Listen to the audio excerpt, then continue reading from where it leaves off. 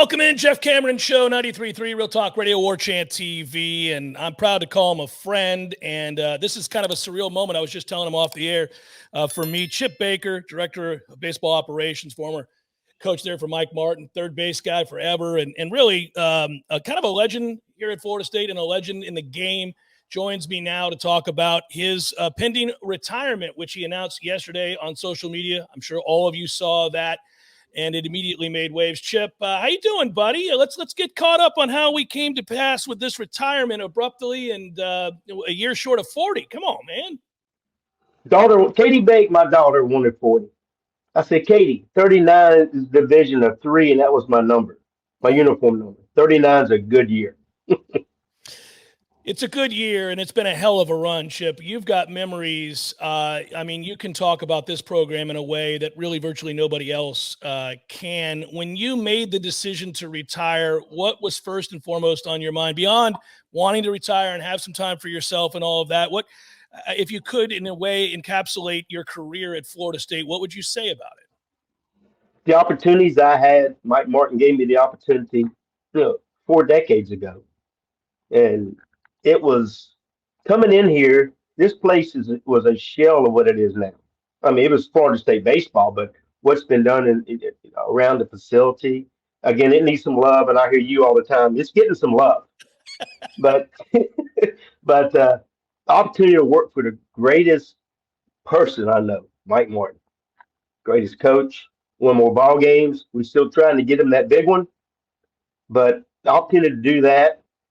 The opportunity Mike Martin Jr. gave me 3 years ago. I mean, I planned it all out when Coach Martin was his last year. I planned it all out. I had a few rental property, whatever, I got rid of everything. I wasn't going to have a camp that summer and got rid of everything. And I was, next guy didn't want me, move on. Well, Junior gave me the opportunity, and I wish Michael the best on it. He gave me the opportunity. I said, Mike, I can help you. Let someone else run the camps.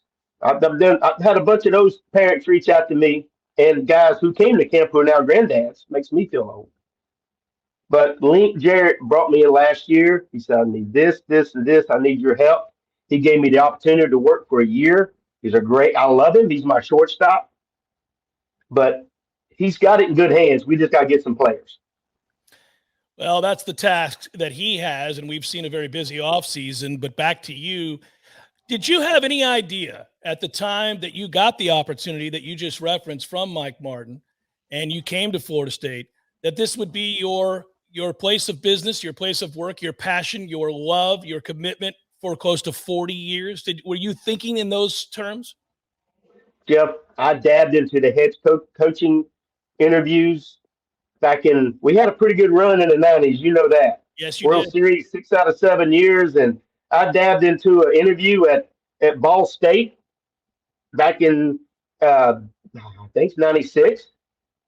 I get up there, and it was a beautiful spring day, and the leaves are blooming, but I saw those leaves blooming 4 months ago in Florida. Realized I'm not coming to Ball State. And then another dab was I interviewed during a summer camp. I interviewed at NC State. And Elliot Avant and I were good friends. We've become great friends. He got the job at NC State. And I said to myself, there's nothing wrong with being the guy that the man relied on. I may not have been whatever, but I was the guy Mike Martin relied on. He wanted something done. Most of the time I made it somebody else's idea. And I didn't care who got the credit. But I got what he wanted. And we got a pretty good run with the big guy. Yeah, I remember I was a student here in the early 90s, and I would watch you guys. I'd go do my homework at Hauser. This is before they added on to the stadium. Chip, you've been here for so many moments, the games, the players, the coaches, everything you've seen. Is there one that stands out more than another? You talk about that run in the 90s.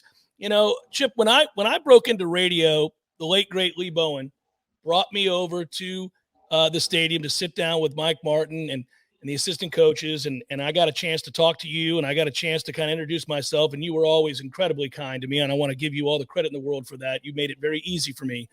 But I was in awe. I think everybody was, the consistency and the domination and the games won and the players that came through here. It seemed like every weekend at Hauser, Chip, there was another special moment, an indelible memory. It could be a JD Drew home run. It could be any number of things. I remember him and Jeremy Morris and all the things that have. Is there one thing that stands out to you more than most? A game, perhaps, that you thought, oh, doesn't get much better than this. How long we got, Jeff? We got as much time as you want. I can go back and talk about ball games. And someone asked me that at dinner last week. What's your most proud moment? Moment? And I said, the year that JD Drew had here in '97. The year that's the greatest baseball player I ever saw. And I pushed his button every day. And he knows it to this day. Every day I had to get him going about something. But I was a part of the Marshall McDougal 6 home run game. You don't realize I put him to bed the night before, and they're all playing PlayStation with cables hooked in the hallways, all the way down the hall. Now it's internet. I said, guys, let's get some sleep. We play at noon tomorrow, early day, and we didn't take batting practice. So I took Brad Marshall. Let's go to the cage. Flipped him 4 balls. He says, I'm good for it. I'm good. He picked the balls up, grabbed a bucket, and I'm chirping at him going back to the dugout because he didn't get, I didn't think, enough swings. Well, first at bat, he hit a sorry single up the middle. And I went out in an inning, grabbed his helmet, and I said, you should have took more swings in the cage. That's fact. Next 6 at bats, that's history. 7 for 7. That's one of my good ones, But Chip, nobody will ever do that again. You were part of something that will never be done again. And by the way, a lot of researchers look to find it. And in organized professional or college baseball, it had never happened. Wow. In the history of the game. So, yeah. There's reminders in my phone every year on May the 8th. Tomorrow is Marshall McDougal Day on May the 9th. And I try to proclaim it a holiday, but there's nothing else going on May 9th. And it's incredible. Incredible. There's so many guys have been around. You go back to, Richie Lewis, Mike Lowen, those guys when I first got here. I got guys that I was only a few years older. They're in their 50s now that have reached out on a daily, weekly, daily basis. And guys, it's everybody keeps saying write a book. Once the book's in my head, you got to get it out of it. It's in there somewhere. But it's been a great 39-year run. You'll have an opportunity, Chip. You have a seemingly photographic memory for baseball. Every time I've ever brought up a moment to you, you've told me the things surrounding that moment, the things that led to that moment, the things that happened after that moment. I am curious, as your role developed, and, I always looked at you as kind of, I don't want to say good cop, bad cop. You were the good cop because that makes Mike a bad cop. And I don't mean it that way, but like you were the guy that kind of connected, as you just described, with the players. And that allowed Coach Martin to kind of do what he needed to do as a head coach and all those responsibilities off the field and all those things. He knew that he could trust you to do that. When did you kind of figure out did you go player by player, or was it sort of a role you could play where you knew how to bring out the best in players just by getting to know their personalities, or did you play a certain role that you knew would work for them? Never had an agenda. I'm not that smart, but I'm a people person. If that guy's personality connected with me, I got a guy, Mark Ronan. I got 5 guys. I'll go on talk about it. He's one of my guys. I signed him. I flew to Tampa, signed him, came back for a ball game, and very close with him to this day. He came to third base one day, and I start getting on him. Where have you been? Your dad called me from Alaska. Where have you been for the last 3 days? You haven't been on TV. You haven't been on base. And I'm poking it. I'm poking it hard. And I said, don't look at me. Watch the pitcher. I kept fouling balls off, and I didn't stop. I did not stop. I hold that bat, and I'm chirping on him, kind love. I'm patting him on the back, or whatever. But I am in his ear. After the game, he came to me and says, thanks for getting on me. He had 3 hits that night. It wouldn't worked out. So, Doug Minkiewicz, I poked him every day during infield.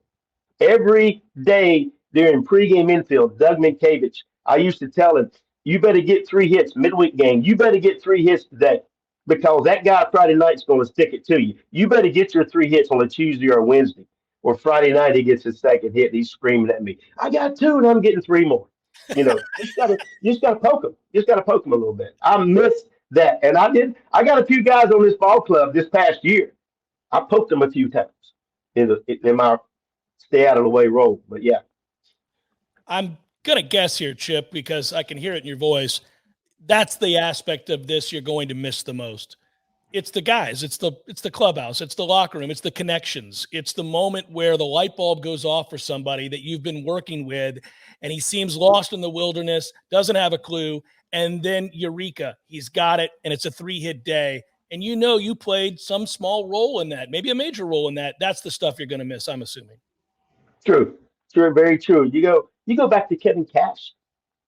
Kevin Cash was not having a great day in practice. I think it was his sophomore year in January. And Jeff, back in the day, we played at the end of January, so we're scrimmaging.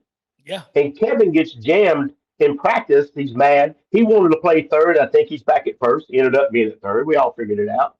And he gets he gets jammed in practice by a pitch, a live pitch, and he kind of halfway jogs to first. I've been around Coach Martin a long time. I never he threw him off the field. Get out of here. You go play like that. Get out of here. This is sophomore Kevin Cash. Mm. I walked in that locker room and he and I had a moment. And I love Kevin Cash. It might have changed his outlook because the next morning he walks in my office and reaches out, wants to shake my hand. I said, no, no, no. I gave him the biggest hug in the world. I said, I'm in your corner. Let's go to work. Let's go to work. And that's it. That might have changed it. I don't know. And he was 19, 20 years old. Again, that was how many years ago? It did change him, Chip, and now he's the manager of the Rays, and he's really successful and got some success at the major league level. And you did that for a lot of guys. As an aside, I'm kind of curious. I always thought Kevin Cash had the strongest arm in the field that I had ever seen throw across the diamond. Am I That was wrong? going to be my next comment. Fans come to the ballpark, and I had someone tell me one day, he said, I get to the ballpark to watch you hit fungos. Well, yeah, I can still hit one. Yeah. I ain't going to hit it hard, but I can still hit it. And matter of fact, I got it locked up, and it's going out of here today. I may not be gone in a month or two, but that fungo's leaving today. And to be on the field and Jamie Shoot's wife said, I used to love to watch Kevin Cash throw the ball across the infield. And I said, Karen, you need to be down there so you can hear it. Yep. You can hear that ball across the infield. So that brought up things that people point out to you. And I'm up in the TV booth I had opportunity to work in, and air conditioning's great, but I see so much more up here than you can see on the field. But being on that field, you can't replace it. You're part of the game. You're part of the kids. You're part of the kids' life. And Coach Martin, I was never the guy to go over and hug with all the other assistant coaches. I didn't really know them. All the other coaches knew them because they recruited with them. I ran the summer camps, which were pretty good. But my job was to take my 9 to beat that 9 on the other side. Mm-hmm. And we want one more than we lost, as they say. Oh, to say the least. I did get a question posed to me yesterday when the news broke that you were retiring, Chip. And the first thing a few people reached out to me and wanted me to ask you was, who's going to spike the baseball for shutouts? I mean, what are we going to do, my man? You created a tradition that is pretty damn cool. You're going to be around here. You still spiking baseballs if we can shut anybody out in the modern game of football? We shut somebody out. There's plenty of baseballs in my house. Okay. It's a project I do at home. I will be there Monday morning. I promise you.